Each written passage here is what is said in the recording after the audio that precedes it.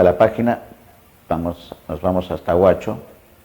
Hemos estado en Loja, ahora nos vamos a Huacho para conversar con el doctor David Rojas Paico, constitucionalista y docente universitario, para conversar sobre este tema de la crisis política, esta crisis que estamos viendo todos los días, el tema del pedido de la Asamblea Constituyente que ha hecho el Ejecutivo, sobre esos temas.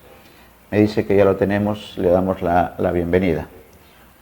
Buenos días al doctor David Rojas Paico desde Huacho, Perú. David, buenos días. Buenos días, Neto.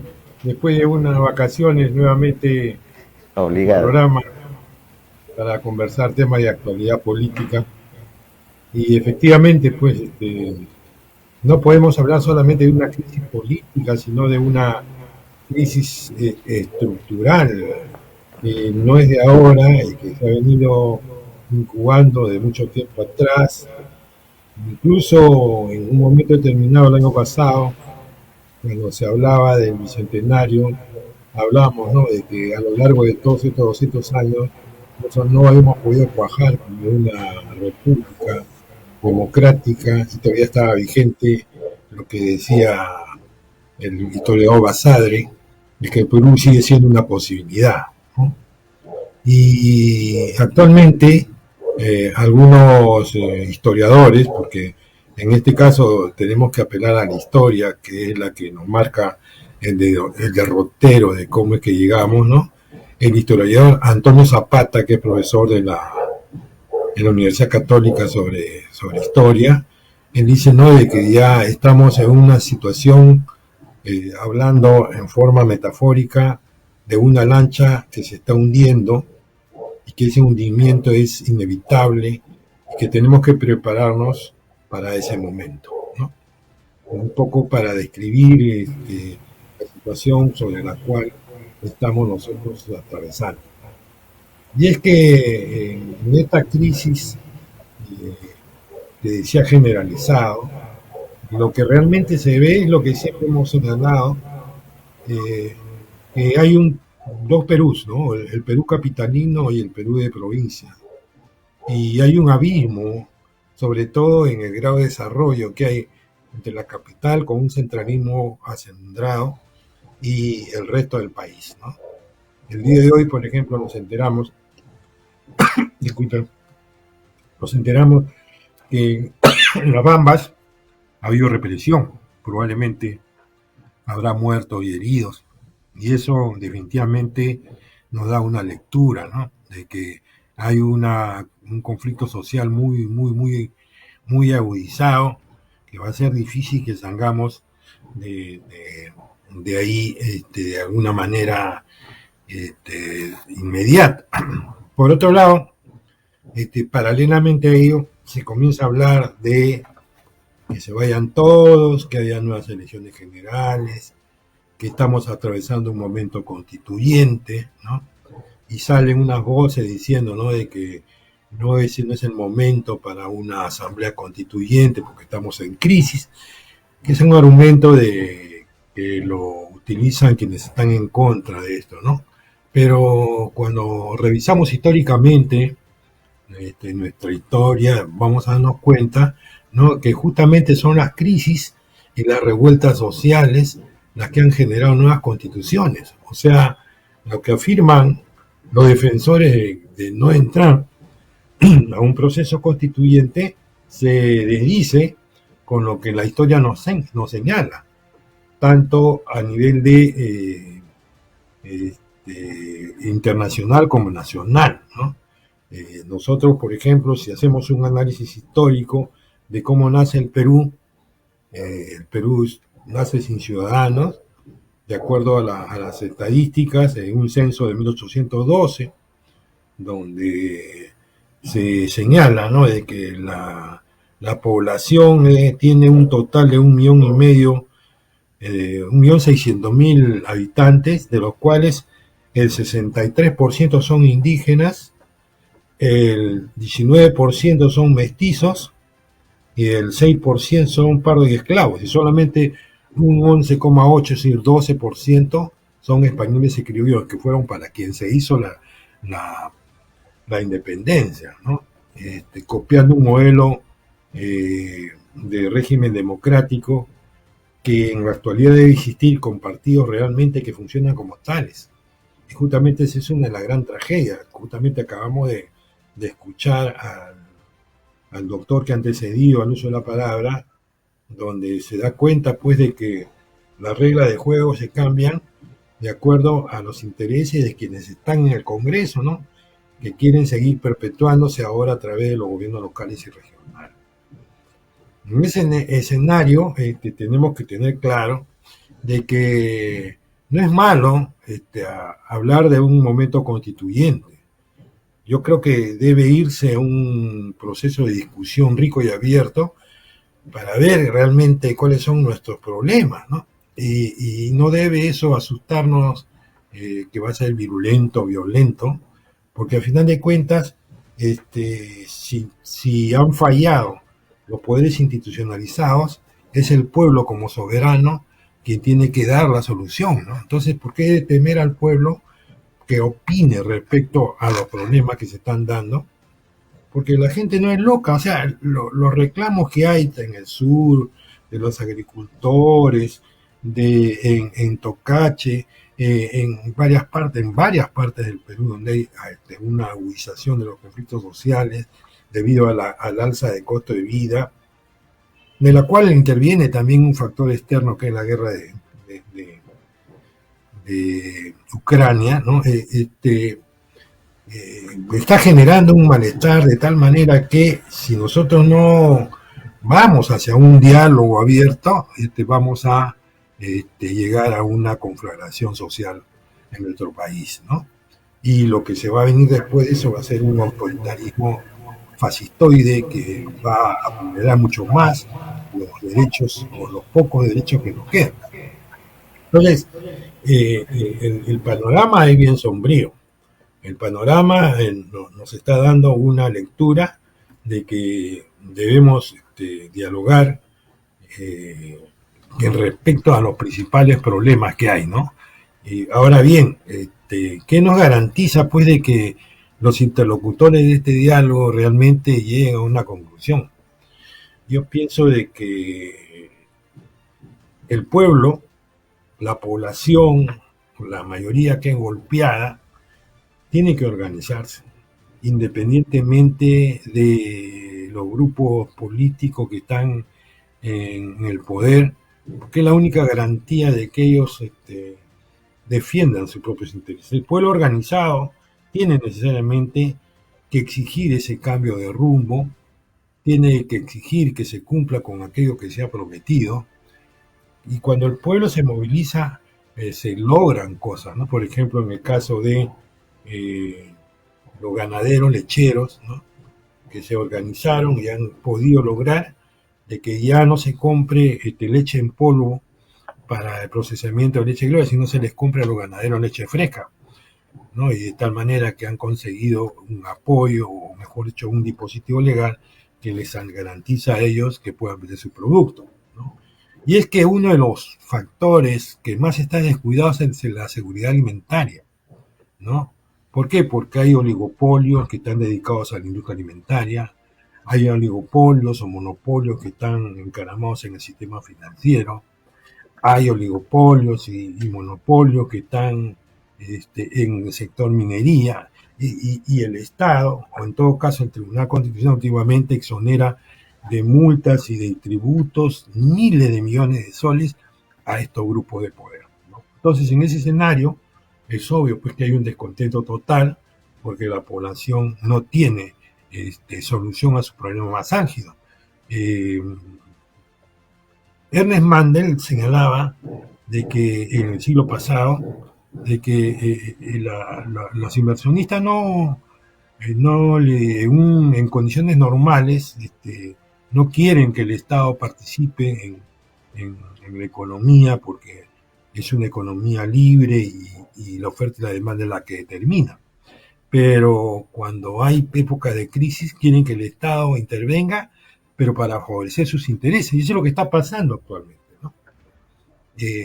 yo creo de que existe un grupo de lobistas en el Congreso que están garantizando que los grupos de poder económico, que son los que más perciben ingresos, no paguen más impuestos, por ejemplo. Es algo que el propio Banco Mundial está recomendando, ¿no? Entonces, ese es el escenario, pues, mi estimado Néstor, dentro del cual nos estamos moviendo. Claro, la sociedad civil organizada tiene un papel, el acuerdo nacional tiene una responsabilidad, y el Congreso de la República con un desprestigio del 80%, igual el Ejecutivo, para ser exactos en la apreciación, están también en esa línea. ¿Qué comentario a esta presentación de dos mociones de Perú Libre y de Podemos Perú, y que el diario La República el día de hoy lo rebota? Le vamos a pedir a producción si nos puede poner el titular, en la que se señala que Perú Libre en el Congreso de la República y Podemos, la bancada de Podemos, solicitando adelanto de elecciones para el 2023.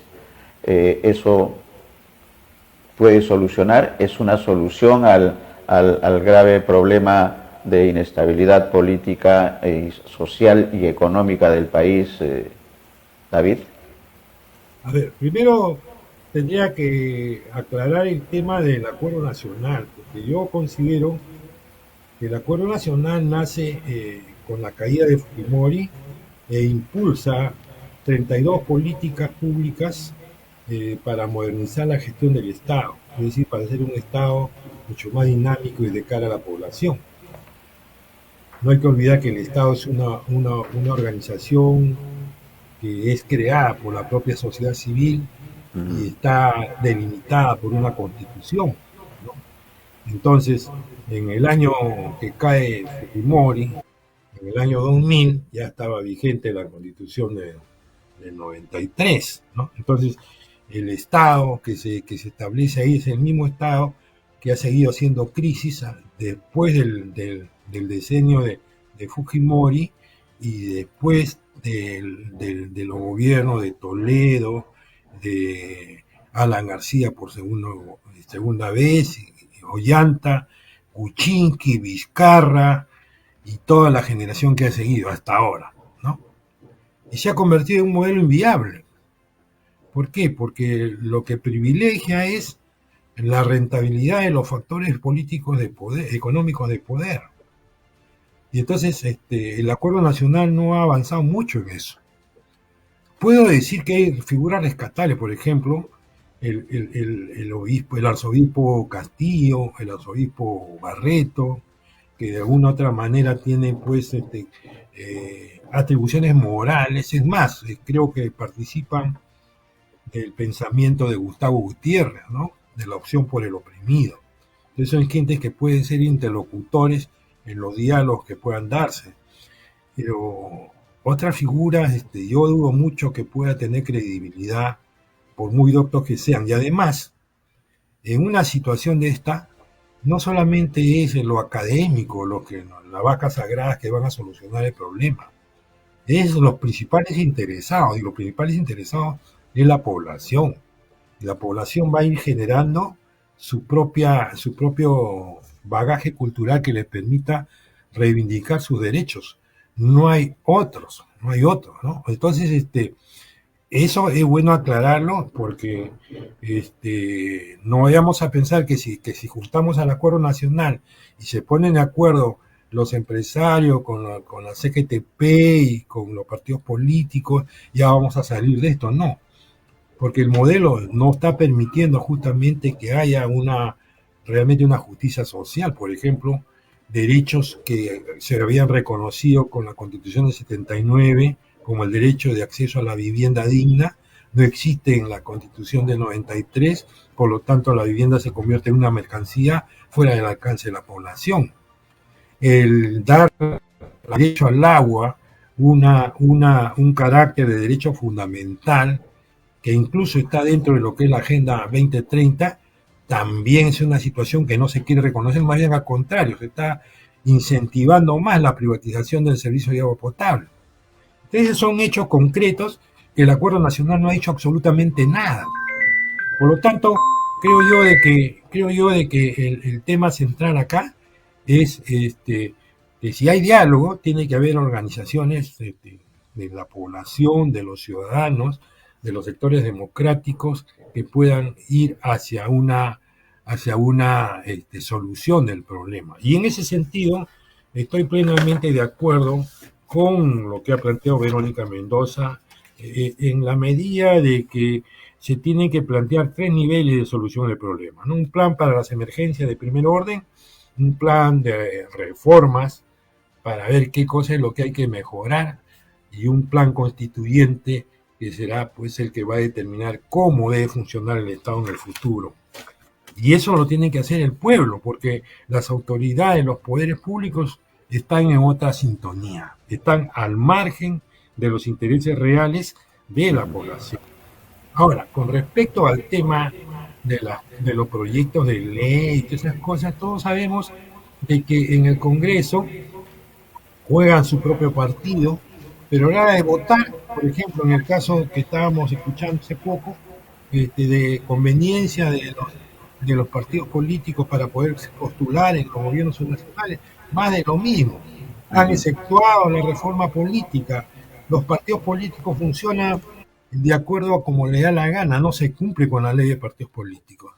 ¿Qué tipo de democracia vamos a tener entonces ahí? Y no hay que olvidar el eje transversal que tiene el Estado, que es los altos niveles de corrupción que hay. Entonces, mientras que no se solucionen esos problemas y las reglas sean las mismas, los que salgan elegidos van a hacer lo mismo. Se vayan o no se vayan, haya elecciones generales o no. Va a ser lo mismo. ¿Por qué? Porque no cambia realmente la regla del juego.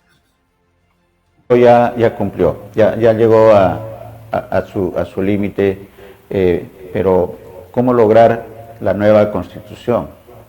Claro. El gobierno, a través de Castillo, ha planteado una consulta en las elecciones de octubre, que no se sabe tan bien cómo van, David, si las elecciones van a ser en octubre. Pero, sin embargo, regresando al tema de la consulta, un sí o no a la población, pero tiene que pasar por el Congreso de la República. ¿Cómo ves el futuro de esta propuesta del Ejecutivo de consulta para crear una asamblea constituyente? Yo no creo que el Congreso le dé luz verde, ¿no? Van a cumplir con el trámite, pasarlo a la Comisión de Constitución y ahí le van a dar vuelta a ese proyecto. ¿Por qué? Porque no les interesa, pues ellos no van a dejar el cargo así nomás, ¿no?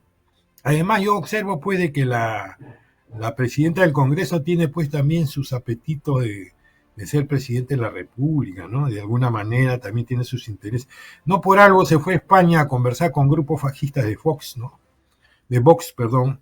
Y entonces eso nos da una idea del tipo de ideología que maneja y del tipo de interés que defiende, ¿no? Por lo tanto, yo sigo pensando que la única garantía de que haya cambios es que el pueblo organizado comience a exigir realmente la defensa de sus derechos, ¿no? Y el pueblo es sabio, el pueblo es el eje del poder constituyente. Pero esto no va a ser de la noche a la mañana, pero eso no quita que haya debate, ¿no? O sea, eso más bien es importante. Mira, si lo vemos históricamente, en el siglo XX, no toquemos lo anterior porque lo anterior también es bastante simpático, entre comillas, pero veamos lo último, lo del siglo XX. La Constitución de 1920, después del oncenio de Leguía, se da por influencia de la Primera Guerra Mundial. O sea, la Primera Guerra Mundial arranca en 14, termina en el 17, y en el 20 hay a nivel mundial un cubileteo desde el punto de vista constitucional. Y Leguía, que era un admirador del sistema norteamericano, porque Leguía estudia su secundaria en Chile, en un colegio comercial norteamericano, él viene con todas sus necesidades, el primero que comienza a dar leyes de presupuesto y comienza a virar. Estábamos con Inglaterra, que Inglaterra de la guerra con Chile se había convertido en nuestro principal comprador, o en todo caso, con el cual teníamos una deuda mayor, y eso va virando hacia Norteamérica, ¿no? En ese sentido, lo que hizo Leguía fue orientar al Perú pro Norteamérica. Y se da la ley que moderniza de alguna manera al país, que es la de 1920, de Leguía. Pero ya en el 31, con la emergencia de los movimientos populares, el anarquismo, el partido aprista, el partido comunista, que fueron ilegalizados por ser partidos internacionales, no participaron en la constituyente del 33, y a partir del 31 ya se estaba viendo esa situación. Y entonces ahí tiene, por ejemplo, mucha importancia Emilio Romero, que desde Puno, con un grupo de puneños, plantea la descentralización del país en 12 regiones. No le hicieron caso. ¿Por qué? Porque cada departamento también tiene sus propios bemoles, ¿no? Hasta ahora no vemos eso. Y esa constitución del 33 ha durado hasta el 80, pero ha habido una intersección de muchos partidos por de golpes militares. Y el último de ellos fue el de Velasco Alvarado. Cuando Velasco Alvarado, todavía estábamos jóvenes obviamente, cuando Velasco Alvarado da el poder, asume el poder con una junta militar, asume el poder con un plan Inca, es decir, con una visión de país, y asume como principales puntos de partida 2 puntos que estaban en el plan máximo del APRA, en el libro del antiimperialismo del APRA, y que alguna vez también había sido comentado por María Tí, que era la nacionalización del petróleo y la reforma agraria. Y lo hizo. Particularmente pienso, y coincido con algunos colegas docentes, de que en nuestro país hay un antes y después de la reforma agraria. Porque de repente, si no hubiera reforma agraria, de repente ni tú ni yo estábamos ahorita en el Perú oficial, y seguía siendo el país un país semifeudal. Pero eso cambió, marcó, ¿no?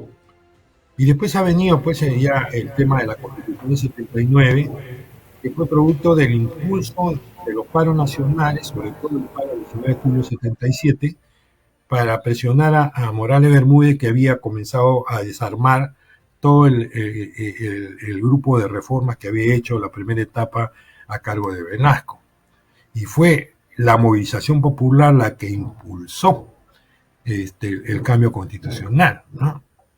En el caso de la Constitución del 93, cae el muro de Berlín y esa caída del muro de Berlín hace que desaparezca el bloque socialista y emerge la globalización económica, y es en ese contexto que se da esta Constitución del 93. Ya todo el mundo sabe que esta Constitución tiene más de 40 reformas, o prácticamente ya no coincide, pero sigue manteniendo lo que se defiende a rajatabla, es el modelo económico neoliberal. Que definitivamente el neoliberalismo, para poder seguir existiendo, tiene necesariamente que vulnerar derechos laborales y derechos ambientales. Entonces, eso es una fundamentación de por qué tenemos que dialogar para hacer cambios en la Constitución y por qué no entrar a un proceso constituyente que no va a ser en forma inmediata, porque hay que hacer primero planes de emergencia para solucionar los problemas ahorita en estos momentos. El problema de la alimentación, el problema de la generación de trabajo. Pero, ojo, que con esta Constitución esos problemas no se van a solucionar totalmente. Ya lo estamos viendo, ¿no? Por ejemplo, el tema de la tributación no está funcionando porque se ha dejado de lado lo que se planteó inicialmente, y por otro lado no se hace caso a la recomendación del Banco Mundial. Entonces eso nos da idea de que, como dice Antonio Zapata, la lancha puede hundirse y puede venir lo peor, ¿no? Pueden venir días aciagos y van a generar pues un tema de repente de emergencia de un gobierno dictatorial que va a vulnerar mucho más los derechos humanos. Esa es mi visión. Va a cumplir 30 años el próximo año de esta Constitución que ya llegó al límite, ya no da más. Y creo que esa es una buena reflexión, interesante la propuesta. Vamos a estar atentos a lo que ocurra en los próximos días con respecto al tema, pero una cosa sí es cierta, David, ¿no? En la parte final creo que así como en el 79 2 huelgas generales indefinidas obligaron a Francisco Morales Bermúdez a llamar a la Asamblea Constituyente, el escenario se está presentando en la misma línea Claro. del 79. estaremos atentos entonces. Algo No hay más, que tener si temor, hay algo más no hay que tener adelante, temor David. al diálogo, hay que tener temor al diálogo, hay que aperturar el diálogo, porque Diálogo. yo creo que en un diálogo la Correcto. gente puede entenderse, ¿no? Bien, muchas gracias por el espacio, mi estimado Néstor. Ya nos Gracias. estaremos